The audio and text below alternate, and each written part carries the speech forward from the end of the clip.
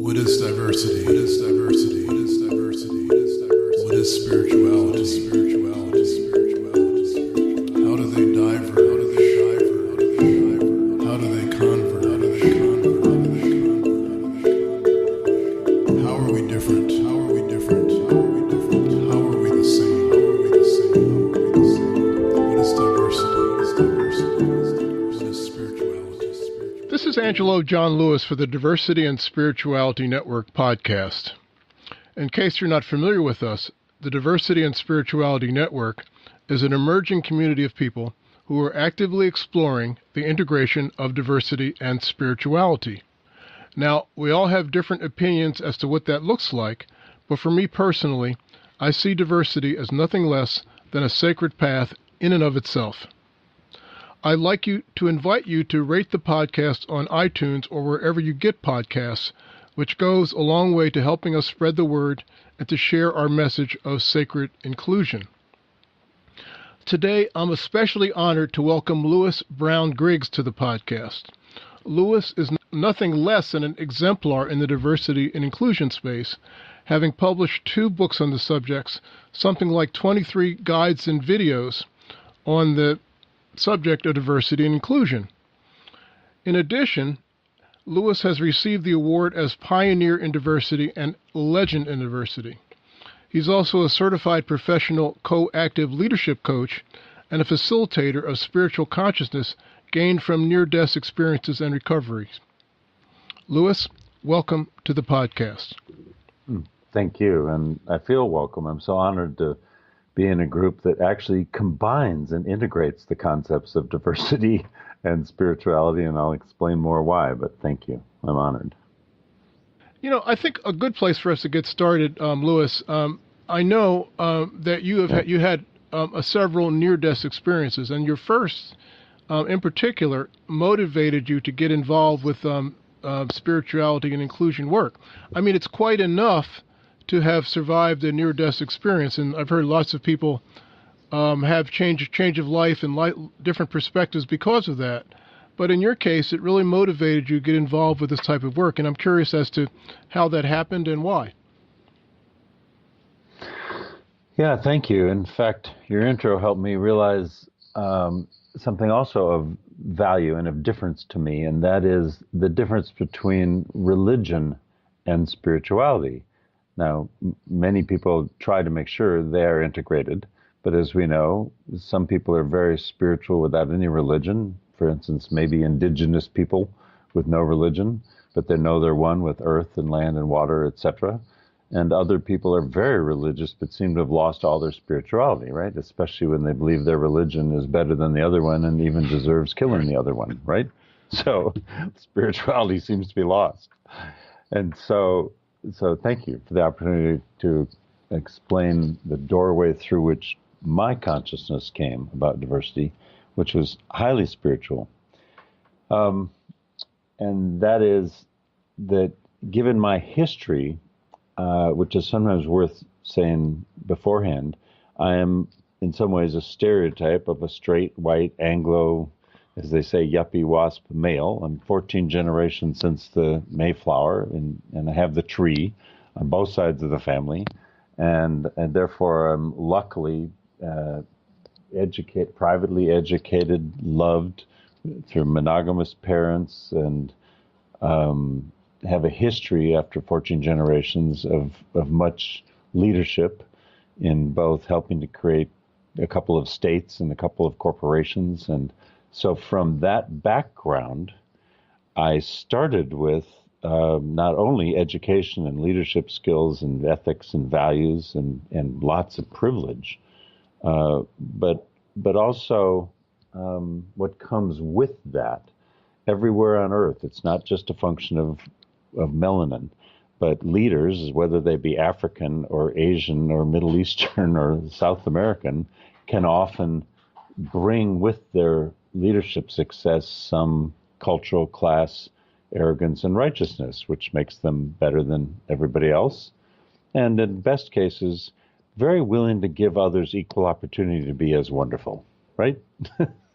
So with that a little bit as a background, what happened to me on March 11, 77, when I moved from Boston to San Francisco and had just moved here, I totaled my automobile, and immediately my spirit or soul, we have different definitions of each, but my spirit or soul left my body immediately and went high speed through the tunnel, those of us who've been there talk about, to the other end. And the other end, for me, was skipping, watching the accident or watching the surgery like many people do, and or talking to other deceased people.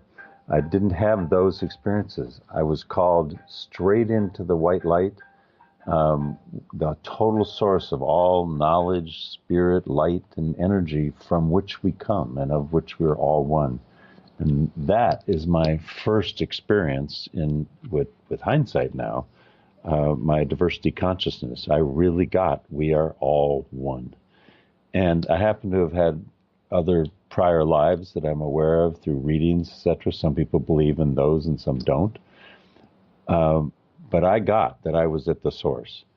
Well, then, not all of us who have that experience hear a conversation with God or a voice talking to us. And many of us are given the choice to stay there or to come back. But in my case, this voice made it very clear that, quote unquote, you are called here, Lewis, to have this conversation and to be sent back precisely because you're not doing your work. In response to which I said, well, what is my work? But I really was sort of, even though we're at spirit form, not in body, it's as if I raised my arms and said, take me, I'm yours, I will do your work, as if I was being called to be a Christian missionary or something, right? Because I forgot to say I was raised an Episcopalian in the state of Minnesota, and yes, that we're all one under God. But I was also taught that even though we're all one under God, you're better than most here on earth, and noblesse oblige, you have to give back, okay, because of your education and intelligence and skills, etc. So here in the light, when I was told I was brought there because I wasn't doing my work, and yet it wasn't God's work I was here to do, I asked, well, what is my work? Thinking, of course, I was in the place where all knowledge is known, I would be told and finally get the clarity that we each seek, right? About what am I here for? What's my life's purpose? And instead, I was asked the question, no, Lewis, what is it that keeps you from being all you're capable of being? Well, I didn't know because, as I just shared with my history, I kind of had the privilege of thinking everything was fine. And so I had to go very deeply within, and what I did come up with in my own degree of authenticity was, because I was told we're all one under God, that made sense now discovering I'm at the source of our oneness, but because also I was told noblesse oblige, you're better than the rest, and I grew up with this sense of, well, really, that's just luck, the things I was given, but I'm not really a better human spirit than the rest. But because of the ethnocentrism of not knowing how to bridge the gap between me and anybody different, because in my tribe and in my whole country, all the others had to learn how to do the bridging in order to communicate with the, if you will, straight white Anglos and or white leaders. And again, the same thing is true in Africa, tribe to tribe or class to class, okay? And in India and in everywhere. So I have to keep telling people it's not melanin that's the problem. But nevertheless, I became aware in the light that I had no idea how to bridge the gap between me and anybody different because they'd all done the work. So instead of feeling either arrogant about it or just guilty and lucky, I realized my weakness was I didn't know how to do it, even if I'm being a nice guy that sees that we're all one. And when I became conscious of that in this conversation with God in the white light, I was told, just like the best line in the movie Amadeus, when Mozart hit that perfect note and went, there it is. I was told by this voice of God, there it is, Lewis, there's your work.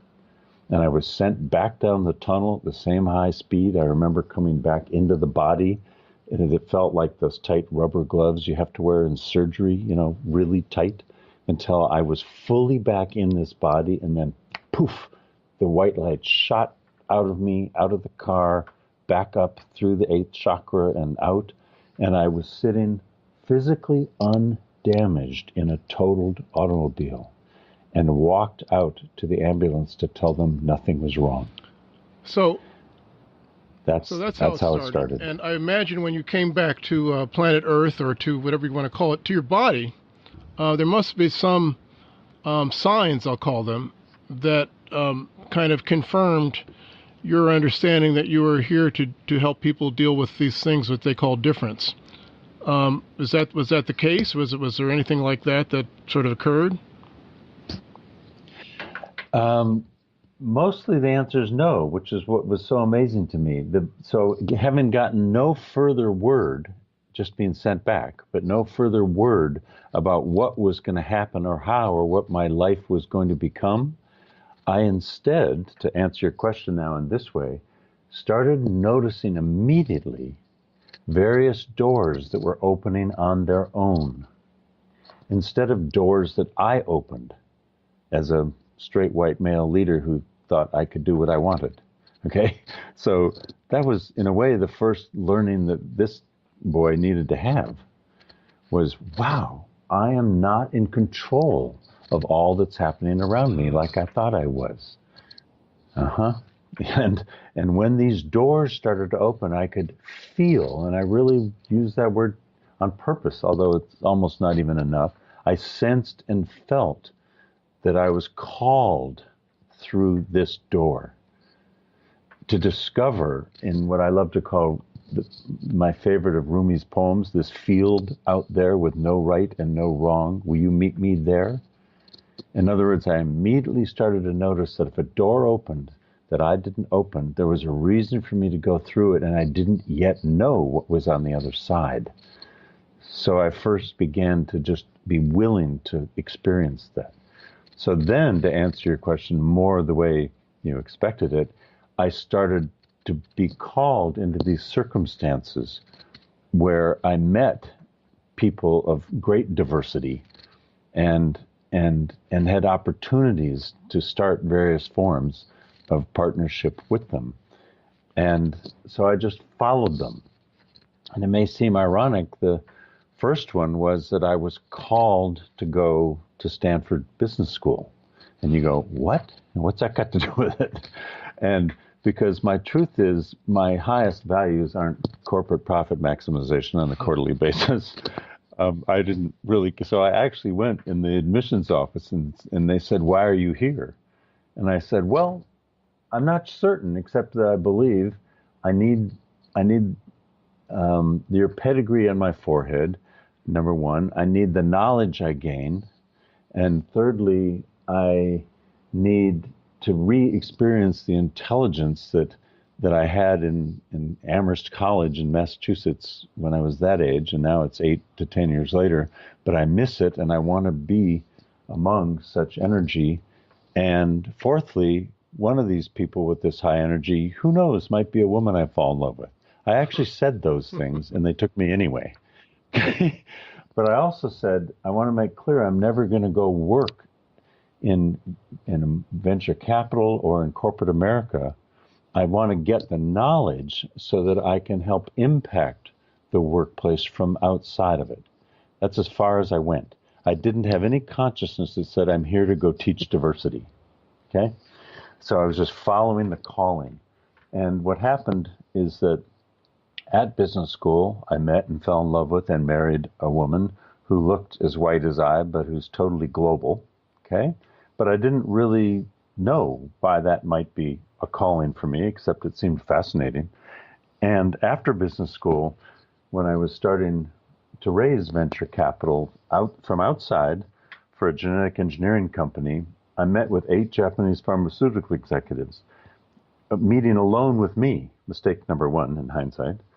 And I discovered in that meeting for the first day in my life what I had shared before, which was not only did I not know how to bridge the gap and they were all speaking English and Japanese. But I realized for the first time that they had all the power. And I don't mean power over. You know, if I were to be arrogant, I would have thought maybe I had that because it was my company that they were wanting to work with. But I got the honest truth, which was the opposite. They had all the power to enhance the relationship and to manage it. And I had no idea how to do that. And so it's a power with, not a power over. And I went home and told my wife, and she looked at me and said, "Are you serious? This is the first time you knew that? How can you be this educated and this intelligent and I love you this much and yet be this stupid?" And she said lovingly, and a light bulb went off in her head, and above her head like a cartoon, and she said, "Oh, I've got it. We are going to start the first training company in the United States." And this was 1982. The first training company in the United States, the purpose of which is to train corporate straight white male executives who don't get it. And you, Lewis, are going to be it. And I went, "What? How can I be it? I'm the problem." And she said, "Precisely because you are the problem. And we're going to help you learn what it is that you need to learn to be more effective as a leader with human diversity as your greatest human resource in the workplace." That's quite a story. Let me ask you this question. I think this might be helpful for a lot of people who may come from the background that you came from. You just shared with me, Lewis, that you came from what you call a privileged upbringing. Trace your environment, right. Trace your ancestors back to the to the Mayflower. So, how would you compare and contrast that Lewis with the Lewis that you are now? Great question. Somebody once asked me another way of asking the same question and said, "Lewis, given the spirit that you are, how's it been for you to tolerate living in this body?" It's even more direct. And my only answer is based on my only experience, which is, number one, it's the only body I have lived in this lifetime, and the rest are all taken. So all I can be is me and my fullest self, right? That's one of the things we're all learning. Yes, we have to obey the common denominators and stay in whatever lane and stop at the light and not hit and steal and find a language to speak. So common denominator is part of what we all have to do. But in addition to that, what I learned, especially after this experience, is all I've got is who I am. And if valuing diversity and full inclusion is our goal, that means we have to create an atmosphere in which each of us can be our full selves as we are in all of our diversity, as long as it works with and not against the common goals of that relationship with that team, right? So therefore, I felt called to be and to do, and I really mean being first from the authentic spiritual place of authenticity and increasing consciousness, to whatever the doing skills that were required once I've moved through that door that has just been opened to me.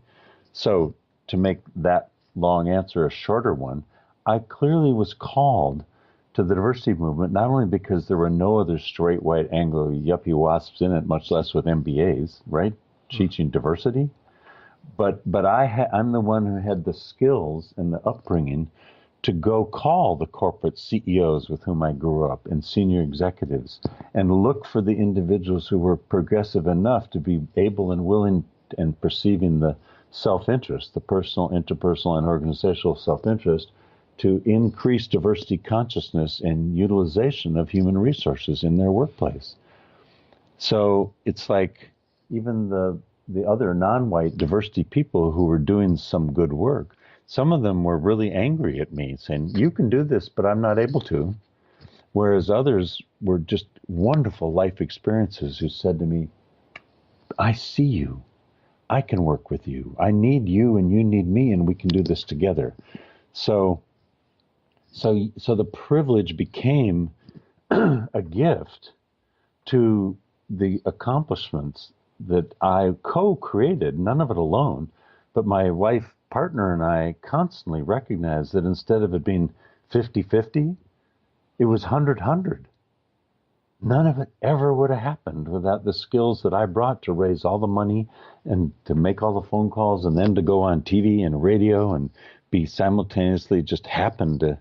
I've never even been trained in this. I happen to be as comfortable talking to Diane Sawyer for 3 minutes live on CBS Morning News or talking to 1,000 people as a keynote speaker or 500, whereas she was the 100% without which none of it would have happened, who had all the global consciousness and spoke many languages and brought together all the other diverse individuals with this consciousness in the U.S. to co-create award-winning 23 videos and 2 books and workshops, and we created the National Diversity Conference, the first one in the whole country. And none of that would have happened without what she and all the others contributed, and none of it would have happened without what I contributed. So the best answer is we each need to be all we can be, including whatever gifts, skills, and privilege we have, toward the co-created accomplishment of whatever our common goal is. In any relationship, I say, from the boardroom to the bedroom and at the grocery store and at work. But in this case, we're talking about at work, whether it's corporate or government or school or nonprofit, didn't matter. If we're working together, we're not just on the streets. We have a common goal in this team. And our diversity is a gift to our achievement of that common goal instead of something to ignore or just tolerate. Now, Lewis, you know me a very short time, but you know me well enough to know that diversity and spirituality is a connection which I'm always aware of and attempting to make manifest and to explore. And I know that you think similarly. So I'm just curious as to how you see the connection between the two things, or how do you see the connection between spirituality and diversity? So my experience is, as I sort of implied earlier, that every religion, I say this without judgment, I try to say it just objectively, every single religion has as its core some aspect of spirituality, which led to the individuals in those tribes then trying to discover the answers to where this came from and what the source is. And they all came up with different answers. And they each think their answers are the right ones. And they each, when they lose their spirituality and gain their righteousness, think that the other's answers are wrong. And literally worth killing over in all too many cases, okay? So true spirituality begins with indigenous people who don't have religion and begins with every religion and is all too often lost. So that's one answer. Therefore, the answer for me didn't come in my being raised an upper class Episcopalian, even though I was an altar boy and believed in what is believable to some about this guy Jesus being a wonderful human spirit, as others have been. But that was all a combination of religious belief and blind faith, okay? And every religion is kind of like that. So that's not what drove me to get into diversity, and nor is it my primary belief in spirituality as the religious component, or the diversity of religions and how we have to first tolerate and then learn from each religion something. That's all great work, but it's not the source of mine. The source of mine did come from being in the white light and having the conversation with God and discovering, as I already said, that we are simultaneously one. But what I didn't say is when our souls leave that source and choose to enter a human form, we're entering the only DNA that has ever existed in the history of life on Earth. We are not exactly like our parents or children, siblings, or others like us in whatever tribes we are each in. And we're each in many tribes. We're tribes of gender and what we call race, but I try not to ever use the word because we're all one. And we are all various mixes. You know, whites in Norway aren't the same as whites in Italy, and blacks in Kenya aren't the same as blacks in South Africa, and Asians in Korea aren't the same as Asians in Thailand, much less India, and South America we all know is a mix. So I don't use the word race, but given all of our diversity of age, race, gender, orientation, size, education, culture, class, we are each uniquely one from DNA and every life experience. So the fact that we are simultaneously one and uniquely different, for me, broke all my own discomforts with our differences and enabled me to shift and experience first our oneness with everyone I meet, and then experience our differences as parts of who we each are now. And even better than that, be open and loving to experience our differences actually as gifts to one another, as long as they aren't the harmful ones, right? As long as we're safe, and especially if we have some common goal. It is precisely our differences which are the greatest gifts we bring to one another, which goes back to supporting you being you and me being me, and sharing what we have in common, not only as human and as spiritual ones, but we're male, and then we speak this language, and are we fathers or not, and on and on and on. Do you play tennis too? No. Do you what? We go through all the parts of our life, and we just love our similarities, but we have to feel the benefit and the valuing, which is why I created videos called Valuing Diversity, the benefits of valuing our differences as gifts to one another and learning opportunities. So that's, for me, what spirituality and diversity is, as integrated as one. Let me bring you slightly down to earth, Lewis. I don't want to bring you too much down to earth, but let me try this. You've been around the diversity and inclusion movement pretty much since the inception, probably the 70s. I imagine people can quarrel with my chronology. But anyway, pretty much Right. From very early on.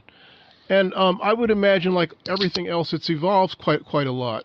What's your sense as to how it's evolved and maybe where it needs to go? Great question, and always an ongoing one. So it's true that given my age, I'm a 60s kid, I remember everything that went on in the 60s to progress consciousness further, okay? And because I'm a student of politics and was going to go be a U.S. Senator from Minnesota, the state I grew up in, I got into politics after college, but I left because of what I perceived to be lack of ethics. I've had all my life, I've had consciousness of the progress we are making or not making in our relationships across differences. Now, let me say it started with this Constitution, right? And we, the people. These were individuals who did come here leaving oppression of one sort or another and wanting freedom to be their individual selves. So their intention was 100% understandable, and one that is still in some ways the best in the world, even though we don't live the letter of the law perfectly, all right? In fact, the diversity joke is the draft of the Constitution was we the straight white male landowners. Oh, no, we the people, okay? So they only were as far as they were, but they were coming from, and therefore created from that consciousness, the words that actually we now feel should apply equally to all who come, okay? Valuing the differences as gifts, as I've already said. So it started with the letter of the law, and I use those words on purpose because when it started with the letter of the law, we led the world in the law, in legal fairness and equity, and then civil rights laws had to be created to make sure that they were really obeyed, and increased consciousness meant, oh yes, that meant women could vote, and that meant non-whites could vote, and non-landowners could vote, and on and on and on. So, but the reason I start there on purpose is because the good news and the bad news about all of our diversity consciousness, as I've been experiencing, is that all too much it has thought that compliance, legal compliance, was enough. So yes, we need legal compliance, we need laws so that there isn't racism, sexism, and all kinds of discrimination. However, as everybody has noticed, that's the good news. The bad news is it's not enough. There's no heart and soul and spirit in it.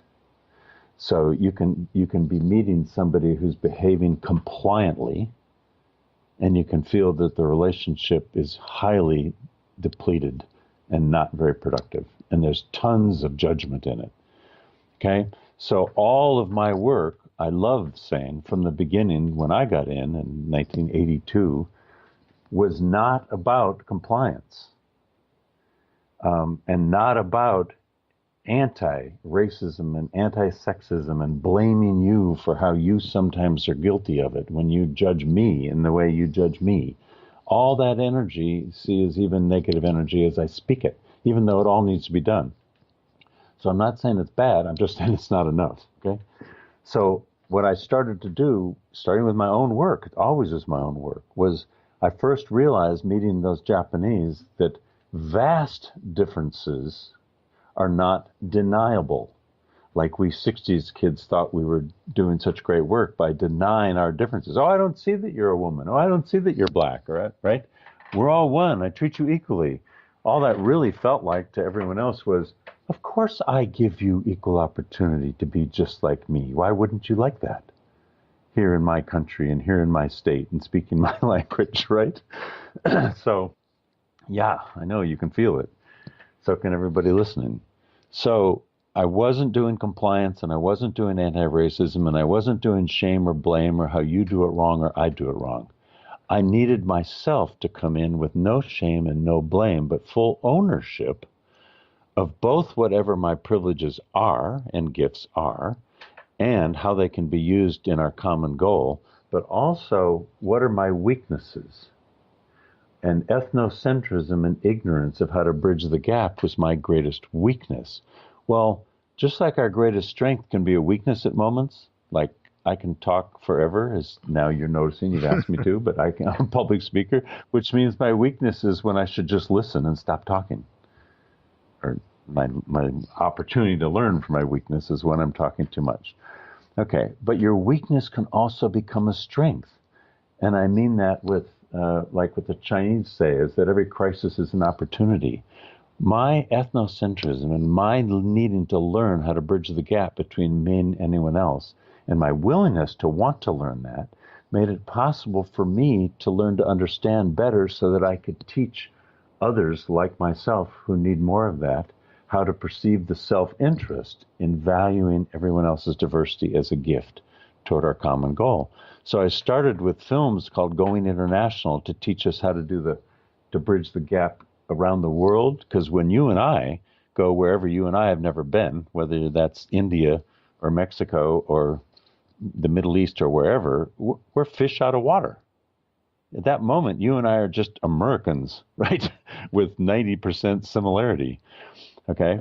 So the vast differences which couldn't be denied was where I had to first focus. That's all I was able to understand first.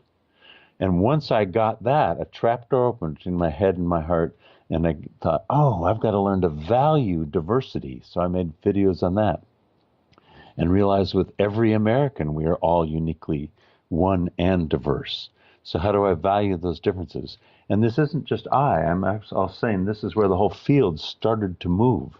Because in the beginning, for instance, at Chevron as an example, I got support over where Chevron Overseas Petroleum helped send expatriates to the Middle East to get oil and put them in American neighborhoods, okay? But on the other side of their company somewhere, and they never talked to each other, was AAEEO, Affirmative Action Employment, Equal Employment Opportunity, and a black male dealing with compliance. Well, they didn't know how much they should be having in common to learn to understand each other's diversity so that we could relate more effectively across our differences toward our common goal. So Chevron and HP and Apple and 150 different of the Fortune 500 companies who loved what I was saying helped me make these videos and conferences and workshops and the National Diversity Conference. I didn't do any of this alone. I did it with their help as they were moving, increasing their consciousness also. And then I did films on valuing relationship. And wait a minute, if we know all about cultural differences, that's better than ignorance. And if we know about individual diversity, that's better than ignorance and just commonality. But how do we relate to each other across these similarities and differences? And then I moved further and did films called Human Energy at Work. Why? It sounds like you're getting way on the edge, Lewis. And I was, because I suddenly realized one day that no matter who I meet, it takes me 10 to 30 seconds to feel, and I leave the silence on purpose because it freaks people out, to feel the energy. And now they're really freaked out. To feel the energy within self and within the other even, and between one another, either get enhanced or get depleted. Well, it's immediately able to be noticed that the energy gets enhanced or depleted. And with that consciousness alone, what can we do about it in our relationship? Okay? With no power over or under one another and no sexual energy. We're talking about a workplace relationship. What do we do? How do I notice that if it's being enhanced, I can open further and work better together? And if it's being depleted, is it your responsibility or mine? Am I causing it or in you? So it might be 10% or 50% or 90% all you or all me.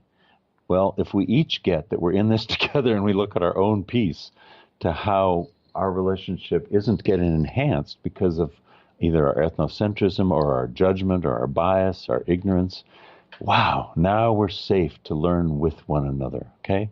So the whole field has been moving that way and still is, with huge progress and, as we see in the news every day and feel in our own lives, nowhere near enough progress.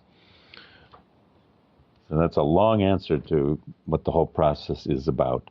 And it's about noticing the depletion of energy and who's causing it and what my part is and how in my own personal, interpersonal, organizational, and systemic self-interest can I, as a leader in this organization, help increase it all, the enhancement, way beyond anything that just legal compliance alone can do. Or just even the business case. The business case alone is not enough either. Okay? As I say as an MBA with no judgment, but it's wonderful and not enough. So I know you've had this great, I'll call it opportunity of having not one but two near-death experiences. And I wanted to just explore that just briefly and give me your sense as to how you talked about how it's changed you as a person, but what is your sense of as the importance of understanding death for, I guess, for spirituality and also for diversity? Well, great question. So the part about our diversity is if we believe, for those of us like I, who've been out and back, and therefore, yes, believe we come back, because here I am, I was out and now I'm back, that we believe in prior lives, and as I said before, I've had readings of my prior lives. Well, in those prior lives, I wasn't in this same body I'm in. So, and as I told you before, since we all come into the only DNA in the history of life on Earth, we come in to different bodies than the other ones we've lived in before. Okay, so even if you don't believe that, you do get that we are all in different bodies. So for me, the experience of where we come from before life is therefore where we go to upon death of the body. But since we come into all these diverse bodies, then the diversity of our life experience here on Earth is a huge part of what our life here is about. And yet, since I'm not afraid of where we came from and where I'm going, I therefore realize with greater consciousness that there's no fear of dying. I'll just come back again. And even though there are some people who loved being in the light so much, they say, I hated to have to come back. It's way better there. Somehow I'm lucky to be able to say, are you kidding me? It's so wonderful. I just bring the light with me. So when I leave next time, I'm coming back fast. I love living. But that's not just a power of positive thinking. I really feel that and believe that. So the experiences help me live more fully in my own individual self as I am, loving being white, male, heterosexual, tennis player, father of children, etc. That's just who I am. And without judgment of people who live in other bodies who are different melanin, different language, different culture, different religion, different sports, different sexual orientation, different whatever.